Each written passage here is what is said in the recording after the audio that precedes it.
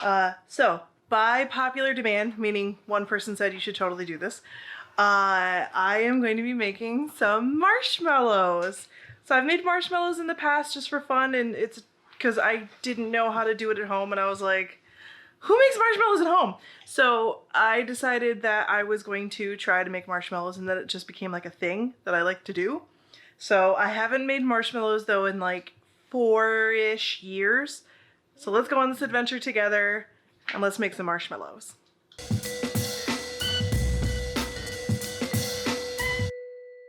I want to show you my uber professional setup here. This is pretty great. Okay.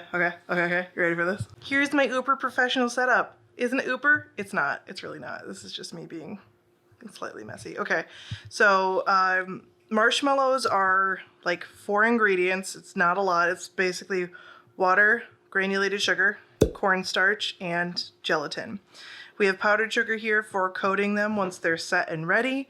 I've got my stand mixer bowl with my whisk attachment on it, and then a little bit of vanilla for just a little extra kick. Oh, I forgot about the salt. You always want a little bit of salt with your sweet, because that's the best. So, prep work. Let's get started.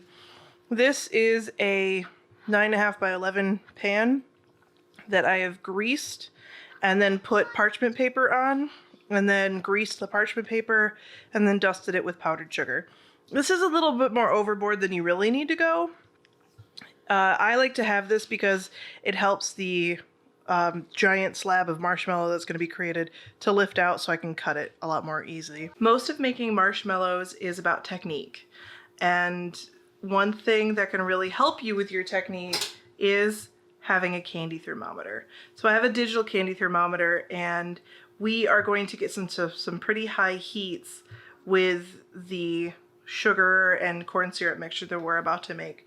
If you don't have one, that's okay. I'll give you some tips as we go on what it's supposed to look like and kind of how long it takes to get there.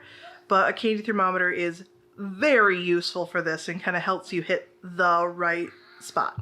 Okay? Outside of that, we just have we have a pot.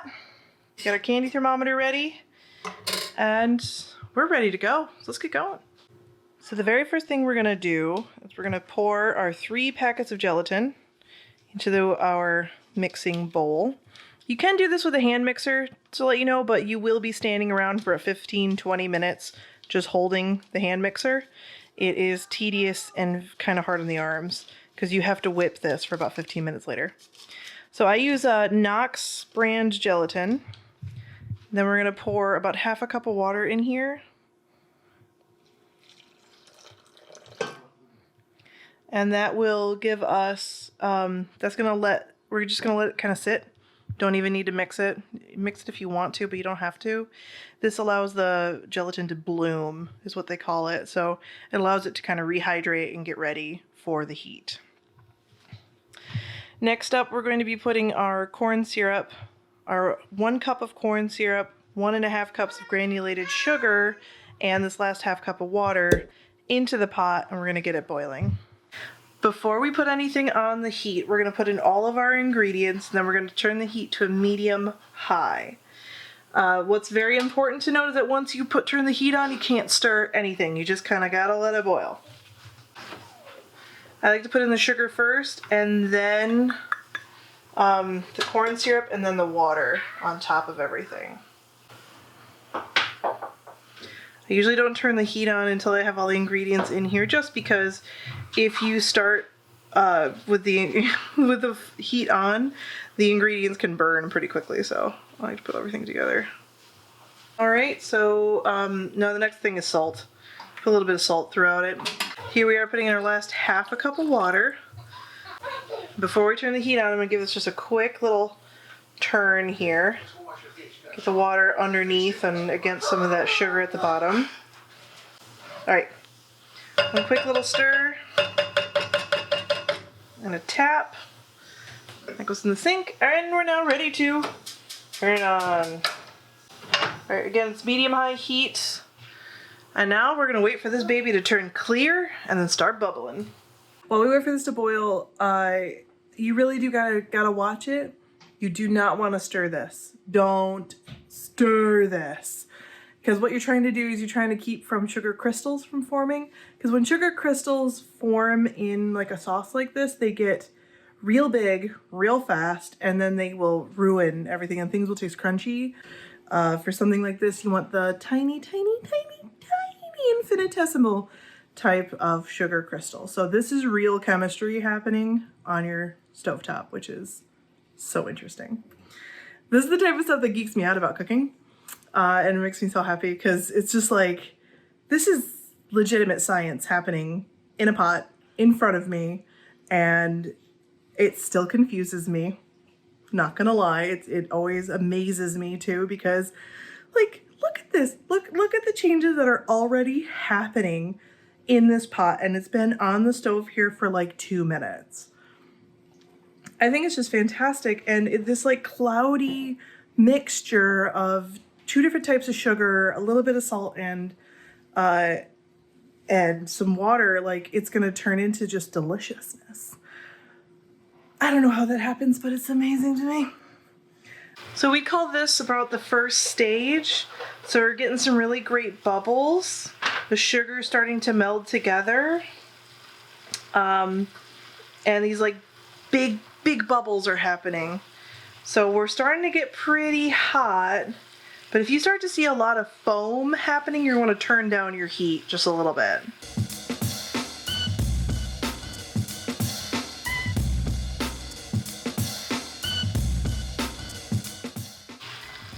All right, I'm going to put my candy thermometer on.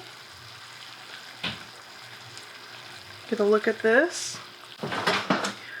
So we had a little bit of shenanigans happen. The shenanigans is that my wonderful digital candy thermometer has died, unbeknownst to me. Okay. Alrighty, so we are now to the stage where things kind of look like frog eyes. Let's see if I can zoom in a little bit further. So right here, everything, it's called a frog eye stage because these bubbles are getting nice and big and thick. So what we're trying to go for is the softball 240 degrees exactly. We did have a snafu where my digital thermometer did die, so we're gonna try to do what we can with what we got. And I can see we're hitting the heat that I need it to be right now. So we're gonna try an old technique, which is we're gonna take a tiny little spoonful and we're gonna put it in a cold dish.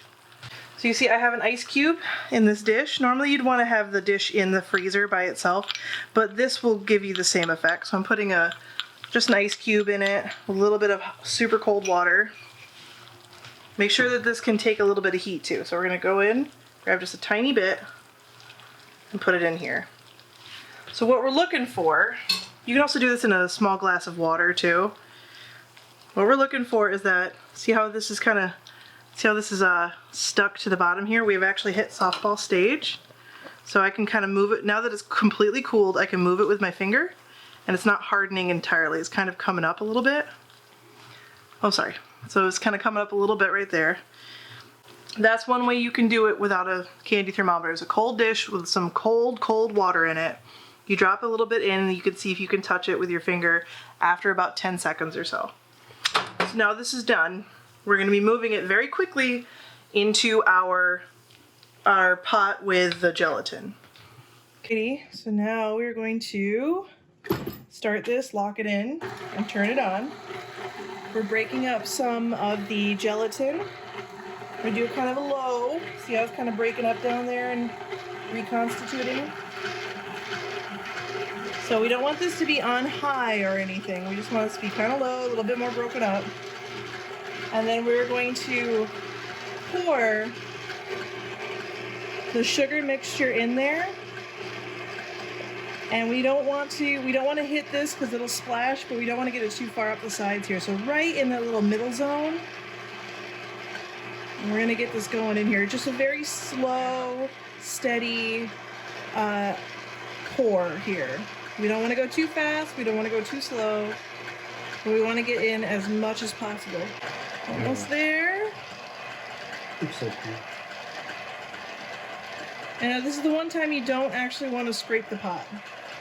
But the moment you get everything in there and it's kind of going, you're gonna wanna turn this sucker up to the highest thing you can do. If you're on a hand mixer, you're gonna wanna turn it up to its highest and basically not move for 20 minutes. Okay, that's the last of it there.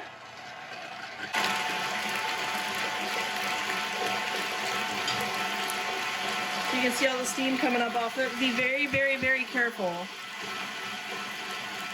So once it starts to institute, see how it's starting to already kind of foam inside? It's going to get a little bit more foamy, a little bit more foamy. Once you start to get some foam going, you do want to turn it up to its highest. And try to keep your hands away from touching the bowl, so don't touch the bowl just yet. You will use the sides of the bowl as a temperature gauge later, but right now it's about 200 degrees, so we're not going to touch it. It's already starting to turn white. So I'm going to turn this up a little bit higher. There we go. Now this is going to quadruple in size. I'm so sorry it's so loud, but that's just how loud my motor is. This is going to quadruple in size in about 10-ish minutes. So we'll check back with you guys in just a moment. You're not joking, it's getting bigger.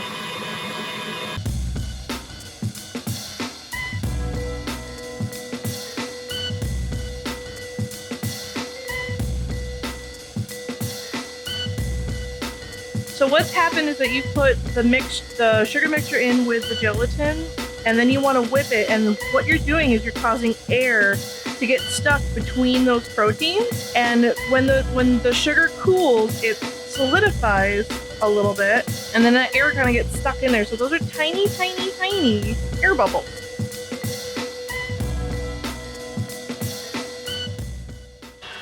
So it's been about 3 or 4 minutes. And you might think, Kate, that looks really good the way it is right there. Like wow. It looks pretty sticky and good to go. But you'd be wrong. It's still a little bit too hot and not quite large enough. But here's where you start to touch the side of the bowl and you can kind of feel, I'd say this is still just over 100 and something degrees. And what we want to do is we want to whip this as high as it is. Now, if your sugar is a little bit too hot, this will set up a little bit faster. If it is, and so it'll be a little bit of a harder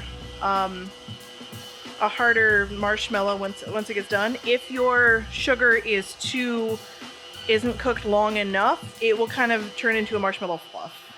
So it'll be too goopy to cut into squares or circles. But we can get this going. So you'll want to check it every couple minutes. It usually takes between 10 to 15 minutes for this to kind of get ready to go. I'll check back with you guys in a second. Alright, we are getting pretty darn close. It's feeling just kind of like the outside of a mug of coffee or tea. And that's pretty much where we want it. It's ever so slightly warmer than my hand. Not room temperature. So we still want it warm, but not too warm, because the warmer it is, the easier it'll fall out of the pan, or hopefully get out of the pan. Alright, it's gonna be interesting.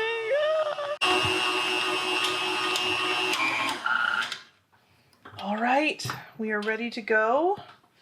Oh, look at that.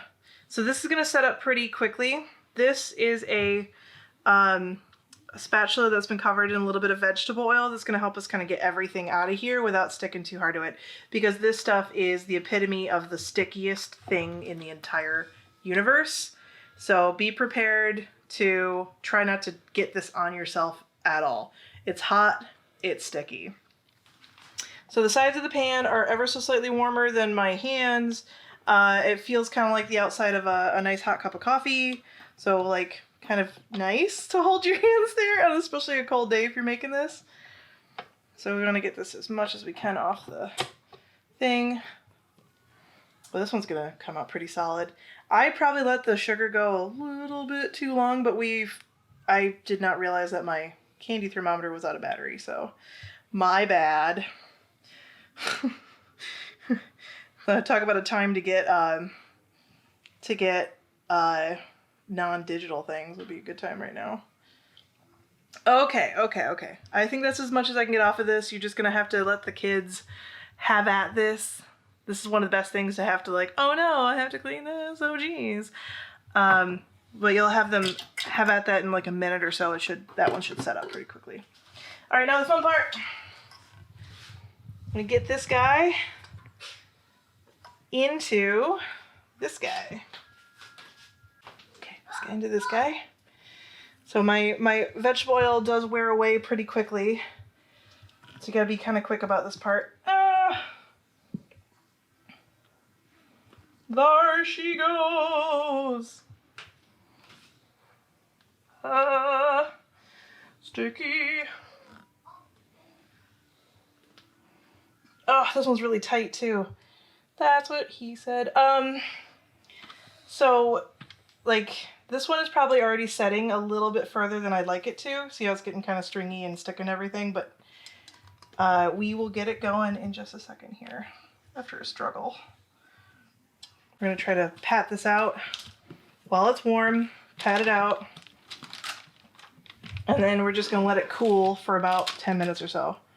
As much as I can. Wow, this is setting up far faster than I'm normally used to, which means that the wonderful sugar was a little bit probably too hot. All right, I think we're good. Let's let this set for a second before we put on our next coat of sugar and cut it out. We'll see you guys in a couple minutes. So we've waited a couple minutes and now we've put the powdered sugar on top of it. I'm actually going to pop this in the refrigerator for just a couple minutes to make sure it's nice and cool, but not cold, for us to start chopping it up. Time to tap over some of the sugar. It's been about, I don't know, like 6 or 7 minutes. And I have a little sieve with some powdered sugar and we're going to tap it over. Once we tap this on here, we're going to actually turn it out onto a cutting board with powdered sugar on it. So a cutting board with powdered sugar is the next step. And then we're going to cut it into squares, and I can show you guys how to cut it into cylinders if that's what you really, really need. And then once that gets done, we're going to have a taste test. After we get done with the taste test, I'm going to go over exactly what I did wrong, because I know what I did wrong on this one. It's good. It's fine.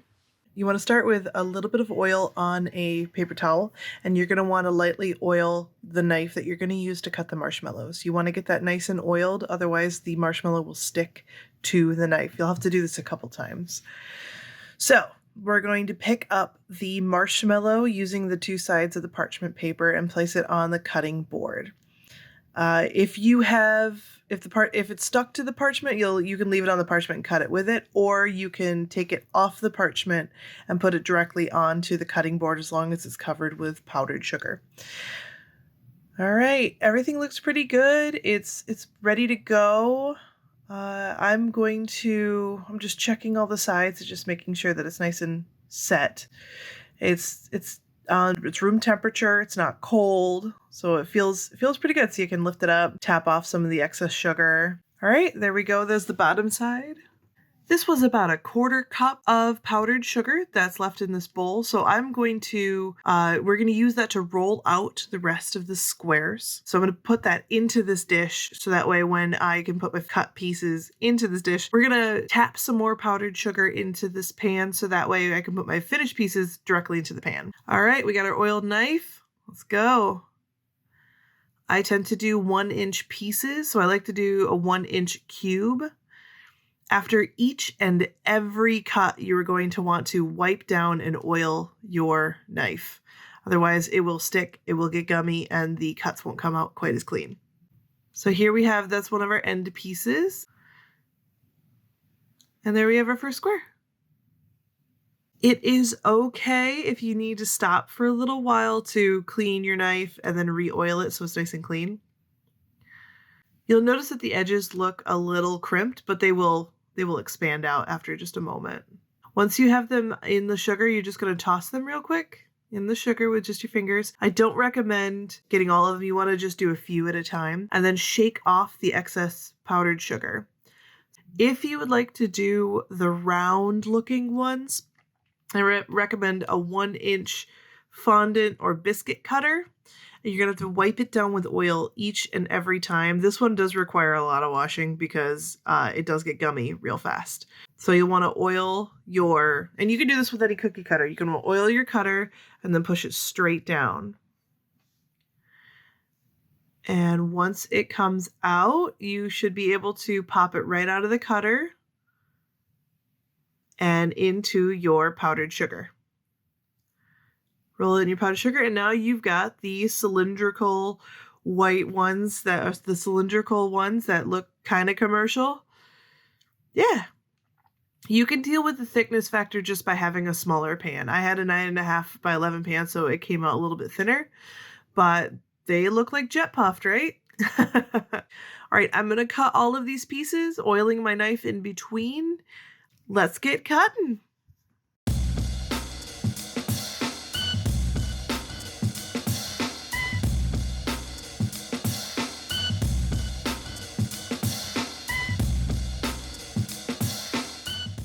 So in doing these, I don't like to do the circles because, well, I don't like to cut corners.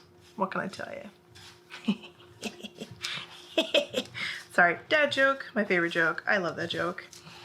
That's actually a joke directly from Wendy's. Wendy's, the fast food chain, because that's why their burger patties are square, because they don't like to cut corners. Like I can't get over it. I love it so much. So yeah, look at this. Look at my babies. They're so cute. When you're just about done with these, you want to put them in an airtight container. So I've got sugar all over my hands because I'm knocking off the extra sugar. And then we're going to put them in an airtight container because sugar is hydrophilic, which means that it seeks out moisture. It really loves moisture. You can put, it just loves moisture. So you want to put this somewhere where there's not hardly any moisture. They keep really well in the refrigerator for about 2 weeks. I've never seen them last that long in my household, so I don't know. But if they do get, if they're in kind of more of a humid and damp environment, they don't last quite as long. They start to get a little soft and a little gooey, if you will. Because again, they really love moisture. It's one of the reasons why people use cornstarch instead of powdered sugar for the outside of these, because the cornstarch will slows it ever so slightly. This part of doing it, the tossing in the powdered sugar or cornstarch, is by far one of the more fun things to do when you kind of just like knock it off by just like having it bounce around in your hand. This is a great thing to do when you've got little guys and kiddos at home, because then they could just kind of help you. You're just rolling it in it, you know, and then knocking off the pieces and getting them in here. So they might not have been able to help with the sugar portion, but they can definitely help with the rolling it like this and then, you know, stealing it from the dish. So from start to finish here, it's been about an hour. But we find that whenever we cook and film it with you guys, it does take a little bit longer because we want like the setup to look right for you and like the shots to look good and everything like that. So I'd say though, personally, it's actually not too far off what it would normally be for this. It takes about an hour to make these. But if you would rather not do it at home and do store-bought, that's fine too. No judgment. These are simple ingredients, simple things, but the technique is really intimidating. And I just did the technique and I've done it quite a few times and it's really intimidating for me too. But we're gonna get these cut and I wanna do a taste test before I tell you guys what I did wrong, because I didn't do this entirely right. And I think a couple of you already have an inkling of what I'm already gonna say. So let me get these little bits finished and then we are going to do a taste test. And by taste test, I mean toast one, because why wouldn't you? And then I'm gonna get it put away and then get cleaned up. Let's talk cleanup. This is the bowl that we use with our couple spatulas. The one fun thing about the marshmallows is that it's kind of easy cleanup. We're soaking a bowl, but honestly just hot water dissolves everything.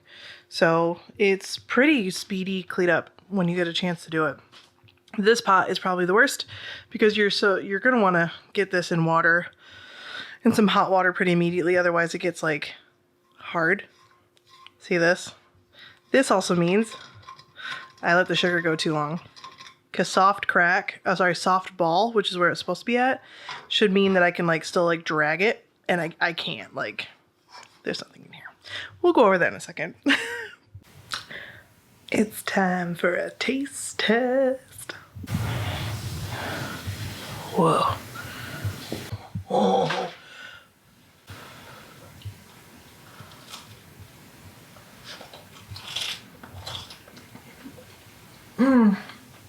Oh my god. Oh my god.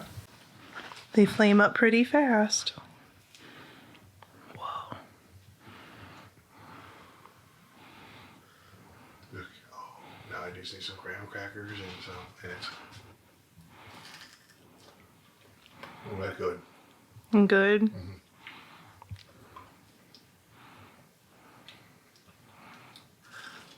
Listen to that crunch. That's really good. So there's all of our babies. I think there are, I didn't count how many there are. Just on the top here, there's at least 20. So I'm going to guess probably 100 in here-ish.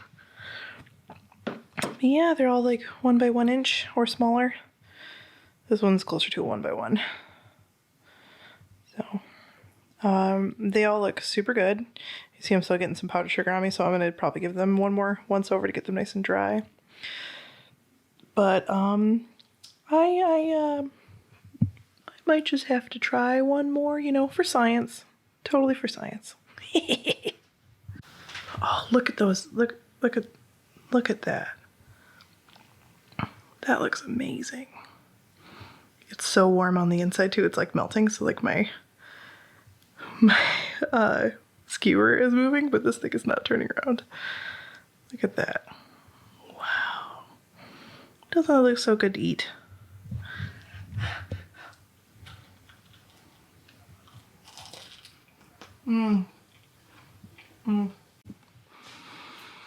So there you have it. Okay. Let's talk shop. Okay. Let's talk about what I did wrong with these.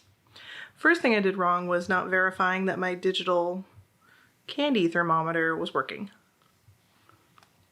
That was the first problem. Okay. So because of that, I let it go a little bit too long. We're talking 2 to 3 degrees higher than it should have been. But at least you guys got a good look on what it looks like when you don't have a candy thermometer and what that means. Then the next bit that I messed up on was waiting a little bit too long to take it out of the bowl. So it does need to be not hot, but not necessarily close to room temperature. It still needs to be quite warm when you pour it out, otherwise you can't pour it. So you want it to be like a freshly poured cup of hot coffee. And that's where I thought it was at, but then because I was switching between cameras and I was not paying close enough attention, I waited a little bit too long. So when it came out, I couldn't flatten it out like I wanted to. But still pretty good. Those are the 2 major things that I did wrong. Kicking myself for it. Oh, actually, there was one more thing. I forgot to put in vanilla. I don't know if you guys noticed that, but no vanilla went into this recipe when there's supposed to be 2 teaspoons of vanilla added to this recipe. My bad. If you do want to add vanilla to your recipe, you're going to do it after you pour in the sugar and after it starts to turn white. So you let it whip up about halfway, and then you're going to add in the vanilla. Because if you put in the vanilla when it's still like boiling hot, you will literally boil out all of the alcohol to it, and it will overcook the actual vanilla left in it. So you want to put that in when it's a little bit cooler, which is when the air bubbles start getting in there. Luckily, the corn syrup that I was using already had vanilla in it, so there's not like a missing flavor in this. They came out really well, even though they were a little bit overcooked. They're still nice and beansy. and they're minor. I also did not wait probably long enough to let them set. See how they kind of like stay with the indent for a second? They should spring right back up, but my bad. Again, I haven't made these in like 5 or 6 years, so it was kind of nice to get back on the horse, to try to get back into making some confections. I used to make confections all the time. I was like the candy person for a little while. So it's nice to kind of get back on the horse with all of that, and to share this with you guys. And I really hope you enjoy what you saw. Let me know in the comments if you're gonna try it, because I want to know if you guys try it. And if you do try it, let me know. Hit us up on Instagram. You guys can send us like direct messages on there. We'll respond. You can also email us at mkzadventures@gmail.com. You can send us, like, show us what you guys did and what you've done, and if you enjoyed it, if you didn't enjoy it. In the description of this video is the recipe that I used, which is from Epicurious. It was just a really simple recipe, and they kind of outlined it pretty well. So I'm going to put that in the description of this video. If you're watching this on a larger screen, unfortunately you'll have to kind of pop online to go and check that out. It's just Epicurious, how to make your own marshmallows. That's what I was following for this. So nothing unique or special about it. I hope you guys enjoyed this video. Hit the like, subscribe if you want to. We're probably going to be doing a few more cooking videos. I did have one get requested by my nephew Emmett. I'm going to be making some gluten-free, sugar-free, dairy-free Oreo cookies that are still pretty bomb. They're real good. So we might be a little bit more on the healthy kick in a little bit. If there's anything you guys are curious about or you'd like to see us make, or maybe you saw something on our Instagram that you were like, oh my god, that looks delicious, how'd you make it? Let me know, and maybe we'll throw up a video about it. Other than that, we hope you guys are having a good time at home. I hope you're staying safe, and I really hope that everyone just kind of enjoys the time that they have at home with the loved ones that they have, or on Zoom, or whatever you need to do, okay? Love you guys, and we'll see you guys on our next adventure. Bye!